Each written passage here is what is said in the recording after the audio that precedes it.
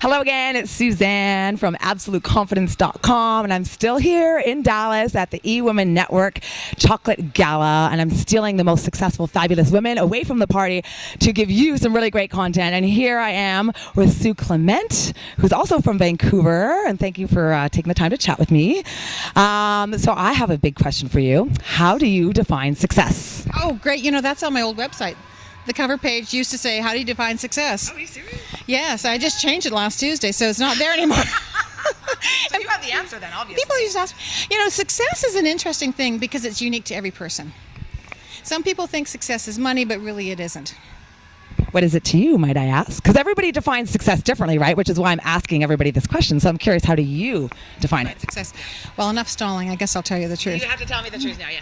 It's a big secret, Suzanne. Oh. You know, success comes from within.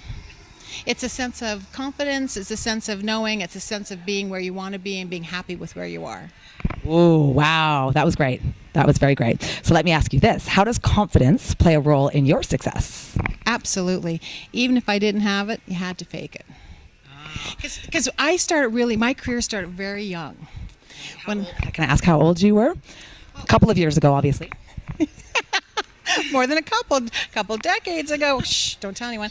But seriously, you can tell we're at a party, okay? A kind of disclaimer. But seriously, when I was 19, I had a first mortgage, a second mortgage, borrowed our third down payment for a house. I was married and going to university, finishing my degree and not getting a job in my degree, recreation. So I took a job because we needed money. We had to put food on the table. So I took a job in a fabric store and as a sales clerk, just as a kind of like stopgap until I could get the real career after my degree program. And 2 days later, the guy asked me if I'd be the manager. And here I was like 20 years old, this 10,000 square foot store.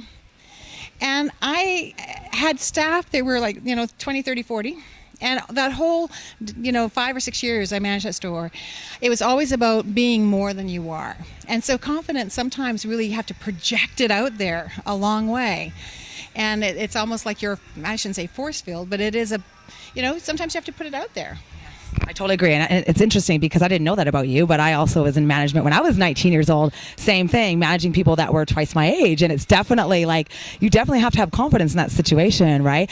So let me ask you this. Suzanne's not a big fan of faking it till you make it. We can get into that later. I'm all about authenticity. And in terms of confidence, I think if you fake it, eventually the act will get you in trouble. And I've seen that happen with people. But that being said, let me ask you this. Has a lack of confidence affected you negatively anywhere in your path to success? Interesting question. I suppose, lack of confidence results into actions not taken. And when any action that's not taken is an opportunity lost. Very well said. I totally agree. So let me ask you this. How do you boost your confidence? Oh, gosh, these are tough questions. Have you been sleeping or dreaming them up overnight? How do I boost my confidence? These are the questions. I really think the thing is how I boost my confidence is really getting centered. Really having a little self-talk. I mean, there's lots of little tips and tricks I use sometimes when I'm feeling like I'm really on edge and I'm doing something way out there that I've never done before. Right. But really, I don't think I really think it through. Like, I don't think it's something I go, oh my God, I'm insecure. What can I do to fix it? I just love risk. I love being on the edge. I love really stepping out big. And so to me, because I love that kind of edge stuff, I don't think I ever feel it until afterwards. Interesting. That makes sense? Oh, absolutely. I know I've seen your yellow Corvette convertible. I have seen it, and I can totally agree. Yes. Yeah, and so to me, it's like I've done some really amazingly risky things that I've never done before, and I was going into it.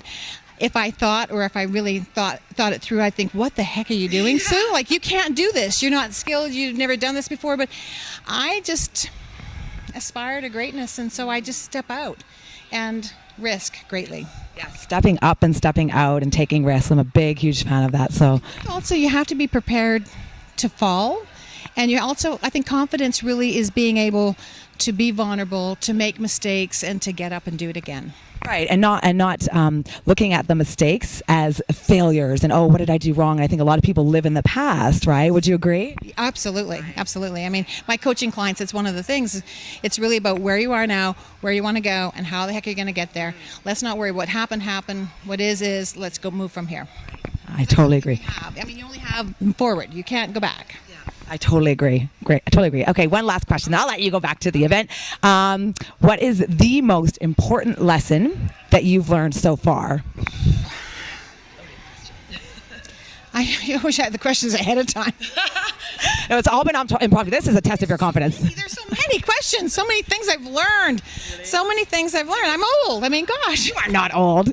You are not old. Give us a couple. What are your things I've learned. Yeah. It's never as bad as you think, and people really don't care.